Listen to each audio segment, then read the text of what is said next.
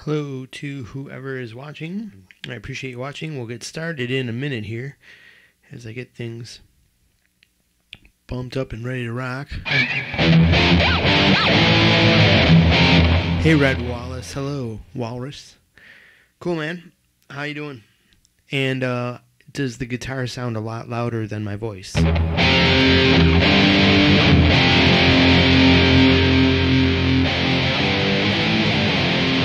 I backed it off a bit. All right. Well, thanks for tuning in today. Hope you stay as long as you can. What do we got today? Well, today, what we're going to do is write down a code box here, a series of notes that you want to have that'll just help you out with everything that I'm going over on all my videos. When I reference something, if it confuses you, just go back to this chart and it should all make sense, and we'll see that after we fill it in. So, let's get right down to brass tacks here. The guitar is louder. Thanks, dude. Yeah, well, I'll turn that down a bit. Anyways, I'm really not going to be using the guitar. It's just kind of like there, I guess, today. But, all right, let me switch a screen here and keep rolling. All right, so what we got today is failure to communicate. No. We've got this box we're going to fill out here, and what we want to do first, just to keep this simple, is write 1 through 12 to represent all 12 notes. And on the second line here, we're going to put down intervals. The word intervals is going to be written here. So just write that down really quick. Intervals is what's going to be tucked behind the screen there. And what to write down in this box is, I should be doing this with pencil, so in case I make a mistake I can erase it, but it's harder for everybody to see, so bear with us here. Sorry for my hand in the picture here. I can edit that out when I'm not live, but root 2, 2, you want to write flat third, that little B there is your flat third, third. You can make that a little smaller to be a little bit more representative. Why don't we do that? Of a flatted note. These are considered your whole notes.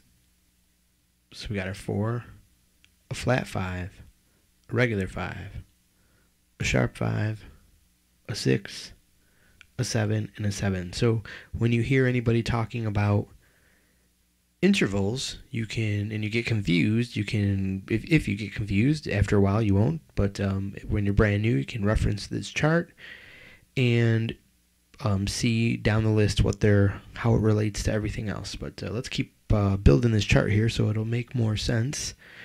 Underneath intervals here, we're going to write all notes with C in parentheses because we're starting at C. From C to shining C, right? One thing we should know is, after 12, 1 repeats. So, I'm sure you get that.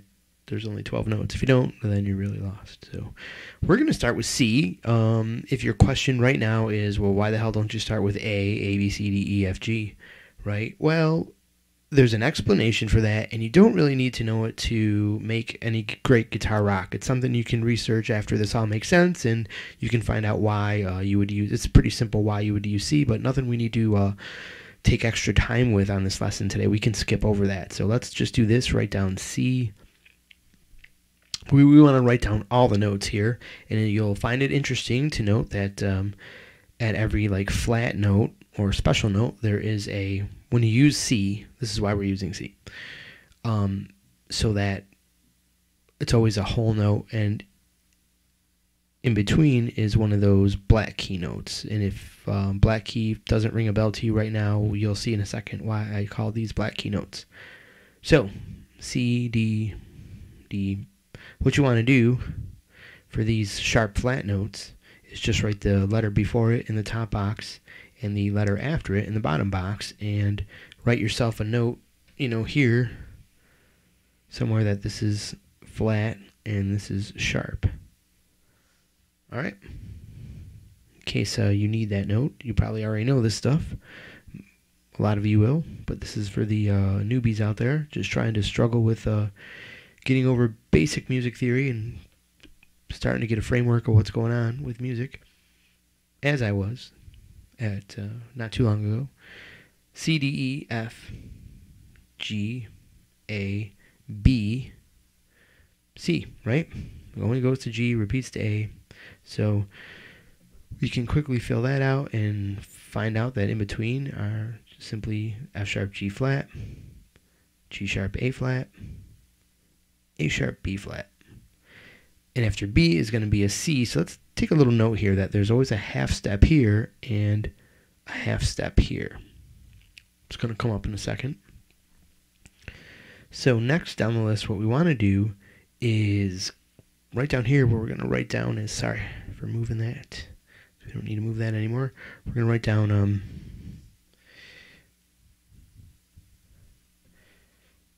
major scale. Like you can just write sing along, right? Or ear training, but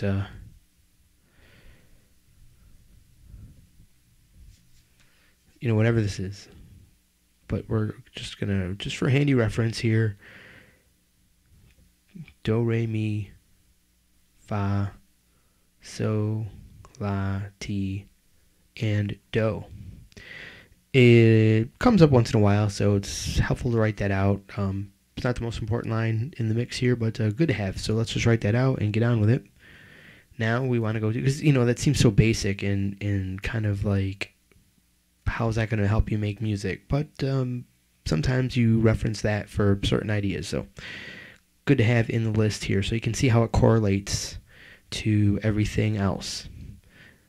So right here, we're going to go make a line down 2 boxes here and then go across the row of 12 till you get to the end, make another one up, and then take each box and draw a line up there as such. And what you're going to do is take this inside line where it's blank right in between do, re, mi, fa, sol, la, ti, do, where a non-whole note is, a half note, a sharp flat note. I'm getting some of these terms wrong, you music theory gurus who may be watching this, you know, shaking your head, banging your head. But I'm sure you get the drift. If I don't exactly coin the terms correctly for some of these things, but it's a sharp and flat note, and a you'll notice it's a flatted interval. So we got there, boom.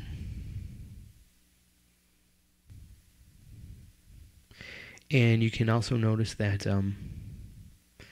well, I'm going to skip that thought. But it's what we're drawing out here as we do that. We're going to do the flat fifth. We're going to take all our whole notes, keep them the white. Take those shaded in. There's our sharp fifth, our sharp and flat note there. We're going to darken it. Our flatted seventh, sharp and flat note there. We're going to darken that in. And what we've drawn out here is a piano keyboard. So now you can see why we use the key of C here, because it relates to also a piano keyboard. And with that piano keyboard, one thing you want to do is, let's isolate those notes. From all notes here, we're going to isolate the C major scale. So we're going to write here, let's write. And we're going to draw, I'm going to draw it right in the keyboard here. And I'm going to use, so we're going to write C major scale. All right. And you could use a separate line for this. I'm going to put it right here on the, right on the keyboard notes here. So you can always know what you're looking at on a piano. But I'm also going to do something else. I'm going to write in orange here C, D, and E. But I'm going to switch over to green right here for F, G, A, and B. So you can get an idea that there's this important way to look at the keyboard and your scale, your notes on the guitar, to find out how to find the key to different songs is hidden in this little division of 3 and 4. Basically, if you look at a keyboard, you'll see that music is a repeat of 2 groups of notes. A 3-note section and a 4-whole note section. Your do, re, mi, and your fa, sol, la, ti. Do, re, mi, fa, sol, la, ti. Do, re, mi, fa, sol, la, ti, and on. All the way down the keyboard to the left and to the right. So, you may not realize it, but to find the key to any song, you just have to solve, like a math problem, solve for box 3 and solve for box 4. What I mean is, you'll find that some songs use this, and then this, and this. But some songs will use white key, black key, white key, black key, or white key, black key, white key, black key. But there's symmetry. If the black key is on the right-hand side in the box, in the 1, 2, 3 side, it'll be generally found to the right on the 1, 2, 3, 4 side. And if it's on the left, it usually could be using the left note here. Not in all scales, but there's a symmetry there. Something more to think about if you, when you start seeing how it works on piano, you may be drawn to your piano and you'll discover it there and do your exploring there. But for now, today we're just talking about guitar, so I'm going to leave you with those thoughts. But it's very helpful to know that you have a 1, 2, 3 and a 1, 2, 3, 4 that does come up on the guitar fretboard. Let's move along. So we got your C, D, and your F gab figured out there. And what do we want to do next here? Okay, we want to do scale degrees. So what we're going to write down here is scale degrees. It's from this idea, this scalar idea of pulling 7 notes from this 12 to create a musical passage that not only keeps pulling back to itself, is just a series of notes, do, re, mi, fa, sol, la, ti, do, which is re, mi, fa, sol, la, ti, do, keeps pulling back to itself. There's the magic there, and that little magic code also creates a ton of awesome music and a ton of modal fusion and all kinds of stuff is just out of this pulling of 7 notes in a special order of 1, 2, 3 combined with 1, 2, 3, and 4. So we want to sometimes you'll be building chords from this, or any other time someone is talking about scale degrees and you want to know what they're talking about. When they say, well, you're going to build a chord from the 3 for Phrygian or something like that, and you got confused, you can just go, there's the 3 in my key of C, that's E, or you can put any other note right here and draw it out in the same way to figure out other keys. Like, for example, well, I'm not going to show you here, we don't have room on the paper, but if I was to write an F in this box, the notes would play out differently. And we didn't use F because we'd have some sharpened flats there, which just make it not as easy to visualize. So we don't use the key of any other keys, but that's how you would handle another key in case using other keys just confused you. Because I always did that. I always thought ahead and thought, well, what about this? And always got lost on music theory, especially music theory explanations.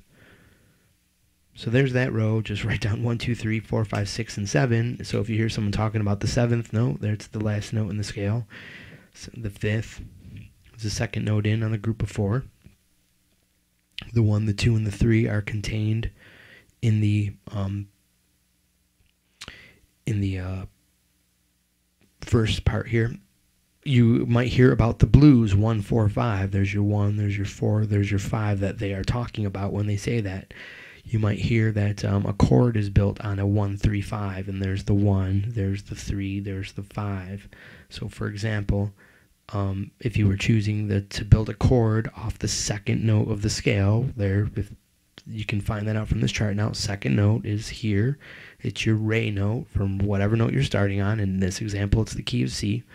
So you would go 1, skip 1, 3, that's the 2, 3, 4, and 5. So D, F, A. There's your D minor chord. And how do we know it's a minor? Let me show you this really quick. Let's say C, the 1 chord, major scale. So we know the 1 is a major chord. And see how it plays out here. If we call this the 1, 2, 3, 4, and 5. E is at the 5. But yeah, okay. So E is at the box number 5, and you can see it lines up with a major third. Right here are your, this is sad and this is happy. Let's maybe give that a little notation there. We'll make sad. We'll make that, what will we make sad? I don't know. Let's make it yellow. Even though yellow is kind of a happy color. So this is a note you can put on your chart. Maybe make the sad blue. And happy green would be maybe a little bit more, maybe blue and orange. I don't know. Anyways, so we can see that the 1, 3, 5. Oh, I'm sorry, the 1, 3, and 5. The third is a major third. It's 5 boxes away from the first one. So if we started here, we can notice that the third is going to be, well, that's actually 1, yeah, is 1, 2, 3, 4 boxes away. So if we went 1, 2, 3, 4, we can see that lines up with a minor third. You can see why some chords become minor and some become major by applying the same formula. Pick a note, skip a note, pick a note, skip a note, pick a note. 1, skip 3, skip 5. 1, skip 3, skip 5. And you can visualize exactly why this is a minor and that's a minor. So let's write that here. Let's write down major versus minor. And we'll make that here. And just write a big M, a small m, a small m, and a big M. And we're going to write a big D right here because this is a dominant chord. And then we're going to write a small m here because the 6 is always minor. And, you know, this stuff never changes either. This is your hard and fast stuff. You can lock this into your mind as your basic parameters to build like a solid foundation where your music theory comes from. Like, remember, like, you can paint a house any color, but it's not going to stand unless you have a good foundation of, you know, solid material to build that house on. And this is your solid, never changing material. You know, if the sands are shifting beneath your house, it doesn't stand very long. So you need rock solid stuff, and it's the same concept here mentally. You will need rock solid information to build your musical foundation on. So major, minor, minor, major, dominant, minor, and then we're going to write dim here for diminished. If you've heard of the diminished chord, well, that's that one. You could see, we could map it out that it would have a flat fifth, a flat third, and then a flat fifth, where all the other chords have a regular fifth. That's where this one becomes diminished and singles itself out as a chord that's not used so much in probably like the genres like classic rock and radio rock, but I'm sure you could find examples, especially if Steely Dan came on or something like that. But moving forward here, what do we got next? Do we still have any listeners? I'm going to go take a break here and switch over some screens. Still, if I get some at the beginning, should be sharp and flat. You have the sharp and flat reversed in the slash box. Oh. D flat, C sharp. Yeah, you're right. I do. Hey, thanks, man. So this would be sharp, and this would be flat. Good catch. Good catch, Walrus Man. Could always use a second eye when I get to this stuff, so cool. Besides all notes. Alright. Getting back to where we were. Alright, my screen is back. What we want to do next is write in modes, our mode code. We're going to write in this one mode code. So when I show you how to place modes on the fretboard and be able to play them anytime, you're going to use a single letter in a box to quickly know. It's a way to quickly create a map in your mind very easily to know where every mode is on the fretboard. So you're going to know these letters in this box. I stands for Ionian, D for Dorian, P for Phrygian, right? I always have trouble saying that. And then we're going to have Lydian, Mixolydian, Aeolian, and finally Locrian, and that gives us a double L, which creates a little trouble. But here's the cool thing. Just as we don't use the diminished chord very much based on that 7th note, we don't use the Locrian mode very much, so you can put an LX there. That denotes that this one is L Locrian, and regular L is Lydian. That's how I really quickly in the beginning just got over that problem and was able to create my easy mental map. I want to take a break here, and I think I want to do this. I don't know.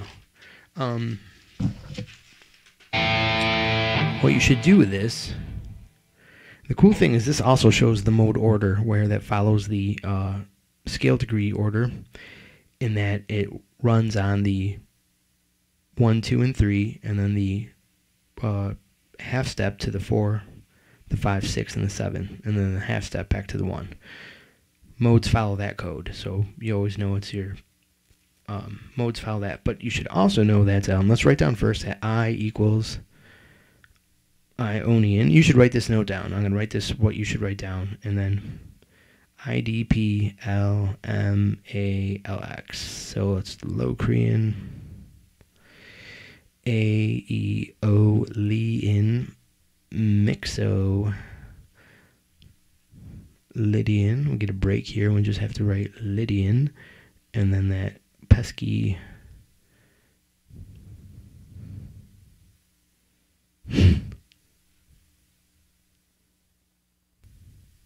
Phrygian and Dorian. However the fuck you spell that thing.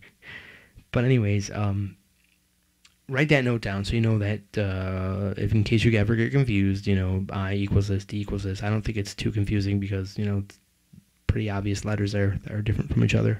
Except, of course, for the L problem, but you get that. So that's that. And also write yourself another note that says major. Write yourself a little smiley face. Right down here, write it down. It says minor with a little sad face. And write down this, that in the center you're going to have Ionian. On this side you want to write down Lydian. And on this side you want to write down Mixolydian. And you want to be basically, this is like natural, neutral, standard, basic. Standard example of a major scale. This is going to be a lighter sound, and this is going to be a darker sound, a little bit twisted. Jamboree, whatever, you can come up with your own kind of idea once you start hearing how different this is than this. Once you can replicate these modes anytime, anywhere, you can start really hearing the difference between this and this and this. It's subtle, but it's there, and people notice it, and they definitely, the modal sound, I believe, is popular with people. It draws interest because you basically have to carry that sound across your solo, and by always knowing this one note different than this one. But that's way easier than it sounds, so that's cool. But it sounds like a lot more than something easy, so your audiences are drawn to the peculiarity in the sound, the little twist, and that you're not just hitting that note randomly, it's throughout the solo. That gives people that good feeling. because it has a slightly different emotional content than this one as well. And you might be, tapping into people that are feeling that emotion at that time, or can just tap into that emotion and like it at that time. Whatever. Let's move on here before I get too off the charts here with my descriptions. Aeolian is your natural. You've heard of that before. That's the natural minor. And then once you want to go lighter, you want to go darker, you're going to go Dorian takes the win on the lighter, and this pesky Phrygian, Phrygian.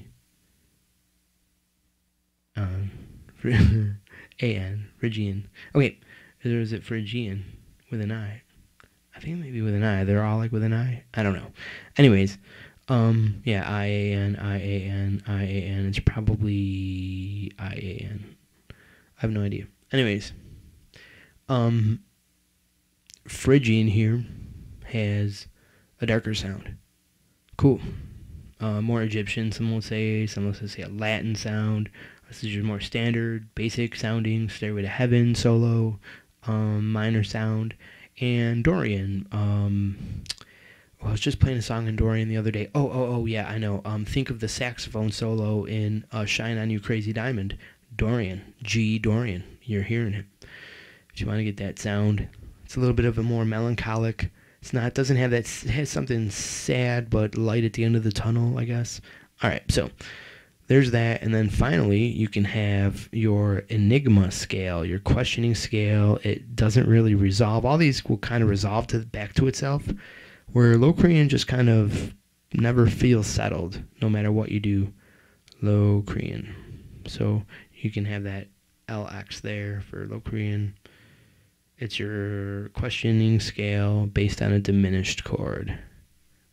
And it's kind of like enigmatic. Okay?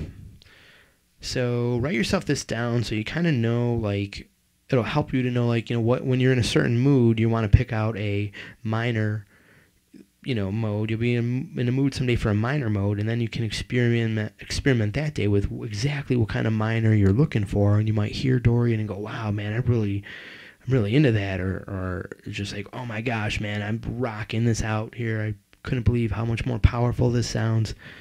Whatever the case may be, this will help you parse all that emotional information, get it some kind of framework so you can start navigating around it and building your own solid mental theory, your own personal emotional theory on some of this music. Because that's what some of this theory is, your own emotional assigning of what you hear. So moving on from there, next thing we want to write, there are a couple more things we want to write down. What did we get? We got major and minor on our chords. And basically, we're going to put major and minor, and we're going to put chords. Because that's kind of chordal information right there, in case you were wondering. Like, how is that a major note and a minor note, right? Well, it's a major chord. This would create a minor chord, play a chord starting from the E, play a 1, a 3, and a 5, and that's a minor chord. As you can see, it's only a flat second, flat third, instead of a flat second, flat third, major third, right? All right, moving on here. We already got our half step kind of picked out here. What else is there? Oh, you could do your okay, you can basically, lastly, what we could do here is put in chord extensions. Basically, you could put in that this is a flat 9. You know what, I gotta write this in pencil because here I can make a mistake.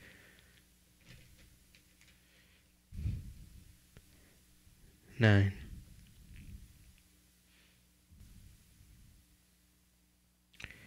And on from there. I'm going to leave you guys to figure that out because that's not really the scope of our lesson today, but you could also do that here. You could put their chord extensions.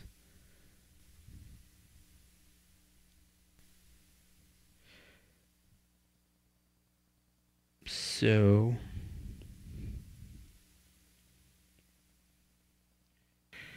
that being said, anytime I'm showing you on the fretboard and once you learn your basic scale shape on the fretboard, the pillars of creation, which I'll draw off the screen here. Let's move this up here.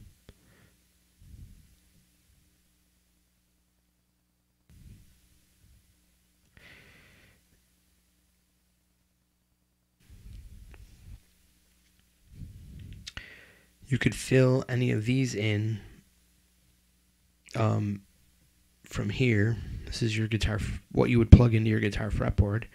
And if this doesn't make any sense right now, don't worry about it, because we're going to make another video where then we actually talk about this, and you can reference this chart on that day. But when we do talk about that, you'll see me talk about this.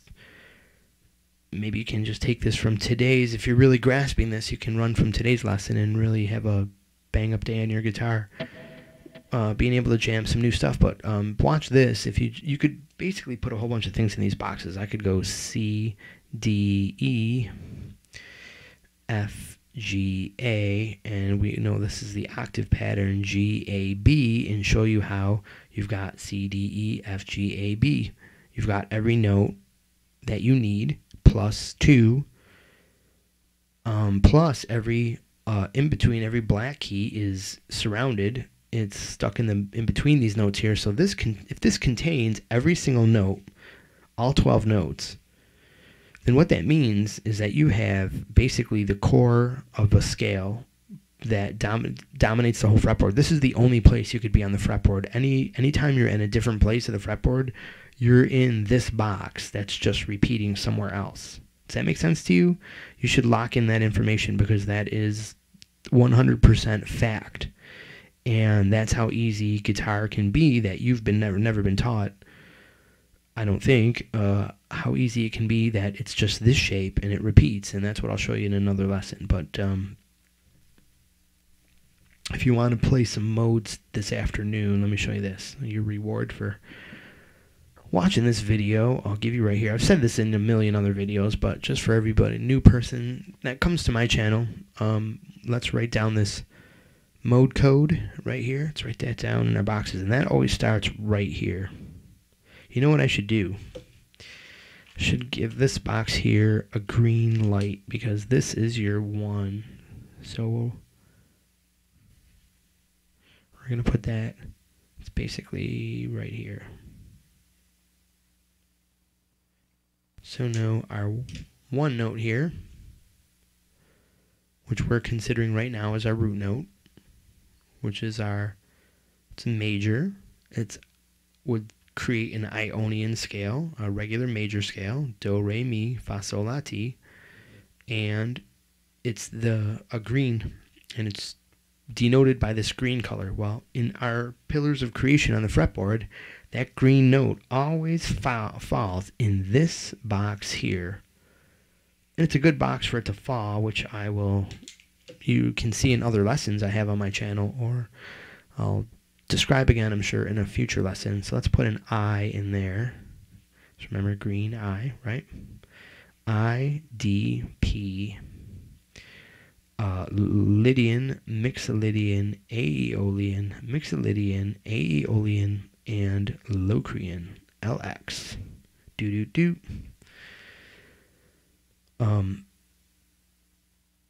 If you want to jam in any mode on YouTube today, if you type in, let's say, try to make it complicated here, let's say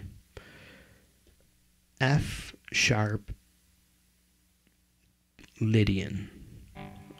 So what we would do is place this L over an F sharp, and we will therefore lock in. These will be all the notes that are the good notes. You don't have to know sharp, flat. You just have to know that in this pattern will be the good notes. And what is this pattern? Let me show you on the fretboard right here. And let's see here, Lydian, let's actually play it right where it should be. Let's see if that lines up with my camera here. What we want is an F note. What do we say? F sharp, right? We want to find an F sharp. Where's our F sharp? And since this is down on the down here, let's find it on the. Let's find this. Let's use the 6th string, 5th string, 4th string. So let's try and find an F sharp on the 4th string. I think it's going to be right here.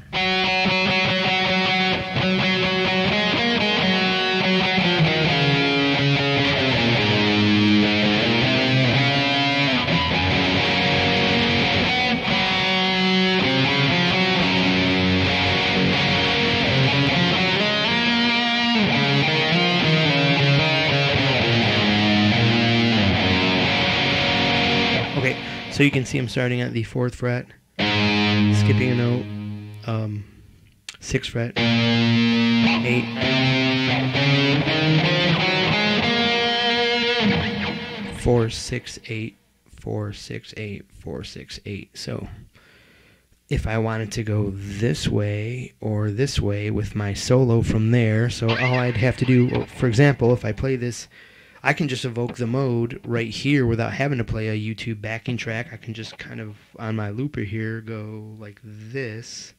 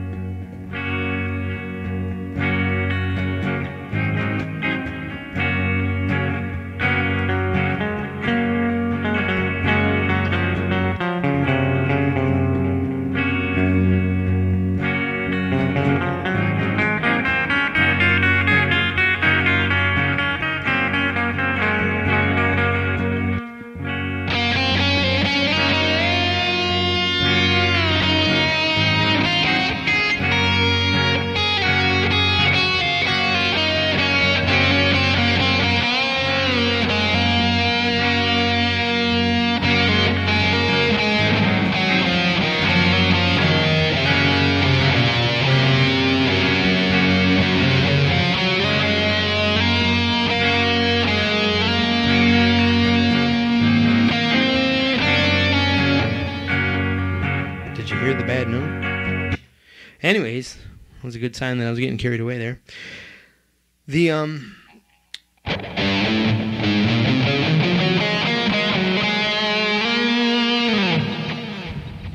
so that gets you started being able to jam.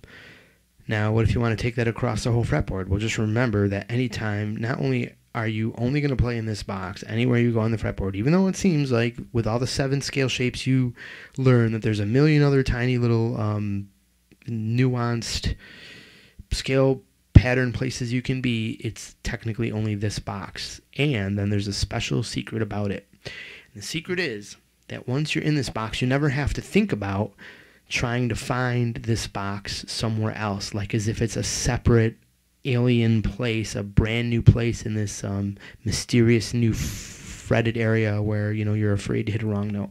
It's not like that. The cool secret is that this shape links to itself. Notice in this direction, moving from here to here, or backwards if, let's say, we were on the higher strings in this box. Today, this is down on the 6th string, so we can only move in that direction. So we'll talk about this. Notice the M and the M. That means that this box is this box. So this shape starts again from here. M, I, L are the same intervals, the same everything, here and then here. The only thing you have to worry about is the string shift on the guitar that starts to create the idea that there's all these new patterns when it's only this box being broken by the string shift. Okay, so that gets you going in this direction, and that might seem a little cumbersome, but you'll notice when you're in these shapes, when you're playing across these shapes, that you find yourself in familiar areas. Also, the shape will line up with what you remember as part of the Dorian scale, or part of what your teacher called the Aeolian shape, right? And then you know where you are in that section of the fretboard. And reality is you're using this shape to kind of really, you can just really link up 3 pentatonic style shapes: the pentatonic Aeolian, the pentatonic based Dorian shape, and the pentatonic based what's called the Phrygian shape. Or Phrygian shape. Yeah, Phrygian.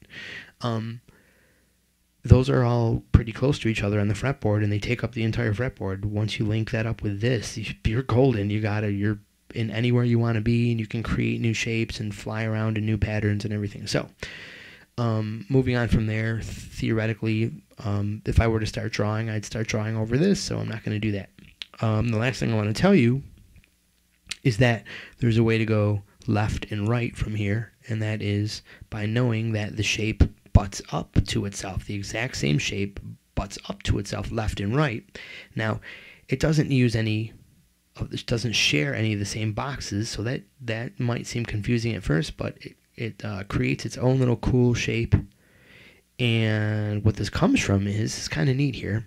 Remember that in this pattern of music that we've uncovered, that there are two half steps available. There's E to F, and when it comes to whole notes, in any scale, it's the Mi to Fa and the Ti to Do. Well, guess what Mi to Fa and Ti to Do is on your guitar fretboard? Yep, it's always a box shape. So here is the I, because remember, after the 7 comes a 1, after the 1, 2, 3 comes a 4. This would be the F or the 4 or the L for Lydian. F, 4, major, Lydian. Make sense? Do, re, mi, fa. So, LX, you can remember your LIPL box, because guess what? That always stays the same. This is always the what note, folks. I, guess what? Is that the green note? Yep, that's the green note. So the same exact pattern starts there. So it would stand to reason that if we had a 7-string on the guitar, you would know your 7-string notes by knowing this shape going that way. Boom, bang, boom, bang, boom. 3 other pillars of creation. And the sideways link is that on the top 2, it's always in a box here. And I don't know if you've noticed this shape here, like this, and even this is a very common shape found in rock and roll solos. If you have learned any solos, you've got this. I'm going to play it on the top strings here. 5, 7, 8. 5, 7, 8.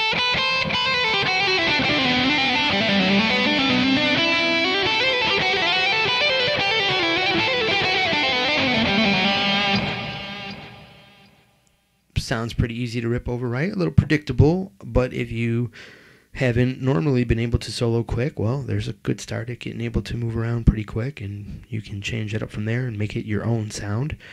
Spice it up your way. So we'd have I, D, P. Ooh, M. Mixolydian is always above Dorian and after Lydian. So on and on from there, and as you can see, it stands to reason if L and I are here, well, if you think your box is right there, you better believe it is, and always is, never changes, written in stone, unless you're in a completely different scale structure like melodic minor or harmonic minor, which you can learn later, and isn't in as many classic rock songs. So if you're a rocker, you don't have to worry about that too much, and if you want to step into more jazz-oriented music, and stranger, sadder sounding music like melodic minor, then you can learn those scales after these, which end up being more symmetrical. They have their own, I think, more general symmetry. It's a little more basic than the kind of secrets you find with the major scale. So they just become that much easier to learn. And it's kind of cool how you learn the harder scale first, and then everything is easier, like melodic minor and harmonic minor per se. So yeah, I think you got everything that helps me basically turbocharged all my learning, or what I just simplified. Once I learned what was going on, I turned it around and said, "Okay, what was I missing? Why was this so hard to learn? What's basically become so easy?" And that's because nobody was showing it to me this way, making it straightforward and giving me a solid foundation and a chart. I could get, I kept on getting confused, and I'd always have to relook, and I spent hours looking things up. if I just had this chart, I would have been easy to be like, oh, okay, yeah, so this does mean this. Yeah, that's right. That G they're playing is the 5. Well, how we said dominant. Yeah, that note is falling on the 5. Maybe. And so you can struggle like trying to, if you want to explore other scales. The cool thing about the guitar is that this shape, all you have to do is move it around, and the right notes fall into these boxes, fall into these note frets. So you don't actually never have to really worry. I don't spend a lot of time wondering where, my F sharp is in a solo and where's the G sharp. I kind of like, if I need a note to know like, hey, this is the note I want to land on that beat because that's the 5th of the chord that's playing, or I want to bend up to this 5th at this time, or, something like that. I really just kind of know these. I want to go to this square. I want to go to that square. Is it helpful to know the notes? Sure, it is, but I don't find myself having to know that to accomplish a tasty solo. Something that's drawing a listener in for a little while that I'm personally happy with, regardless if the listener is happy or not, right? So there's my 47 minutes of fame. I think I'll leave you guys with that, because any longer, I love to talk and talk about all this stuff and be a awesome YouTube guitar teacher, but there's only so much anybody ever wants to listen and will pay attention to anyways, so I think it's time for me to go. And I'll leave you guys with that. Hopefully that was a nice, tasty lesson. Let me put this in the picture like this so you can take a screenshot or whatever and copy that down. Or just come back to the video and pause it, I guess, right? And copy this down for your notes and records, and you're going to have an awesome handy list that it tells you, when you get confused, if someone started talking about modes, here's what they're talking about. When someone switches over to talking about scale degrees, here's how it relates to the modes. When someone is talking about the notes, here's how it can relate. You got a whole relatable chart here. So, my friend, all these are hard and fast. Let me, one more thing here. Like I said, this is a solid foundation. This stays the same, this stays the same, this stays the same, stays the same, blah, blah, blah. But, however, this can change. You can click this one down and always change this. So write this one down in pencil. So if you ever want to know the notes of your scale, you could make it so you can print out, leave this one blank so you can print out and just write down all the notes there so you can know what your 1, your 2, your 3, your 4, and your 5 is. But it would no longer line up with the piano keyboard. But you'll be able to see how it'll probably use, like, this note, then this note, and this note. You'll be able to see, what the code is for 3 and what the code is for 4. So, try it for yourself. Next time you're messing around, if you got a keyboard to mess around with and you hear a song on the radio, it sounds pretty easy. I'm not saying that, to degrade an artist or anything, but let's say some pretty awesome Tom Petty song was on, or a typical song that they'll play on a classic rock radio station. You'll be able to go to a keyboard and take this section of notes, and you're going to find a pattern. If it's not C, D, and E, then it's using, 2 whites and 1 black, or 1 white and 2 blacks, and then you're going to find a similar corresponding pattern here, and you're going to start to learn how to find the keys to songs. What I mean is you just kind of start pressing the notes and hearing which sounds good against the song that you're playing. And, make sure it's a relatively hummable, singable song. Anything that's changes keys, the more modern the song is, the more they like to experiment with changing keys, and it might confuse you on you might have a harder time using your ear to think to, realize just how easy this is. But use maybe an older song from the 70s or 80s that'll definitely usually fall into an easy, viewable set of notes that are corresponding to this 3 white key area and the 4 white key area. My friends, I thank you so much for listening to all that. I hope this helped your basic guitar minds get around some theory and jam all new today. I wish you the best. Have a great Thanksgiving. I'm sure I'll make another video before then. And yeah, hope you guys have a great day. I know I will. We'll see you all soon. Hey, like and subscribe to my channel. You know, if this video meant anything to you, hopefully you hit like the button so I know, and leave some questions or comments. Leave me some feedback in the comment section here so I can know what to what do you need to know, or what questions did I leave you with trying to tell you all this jazz today. So thank you so much for watching. Have a great day.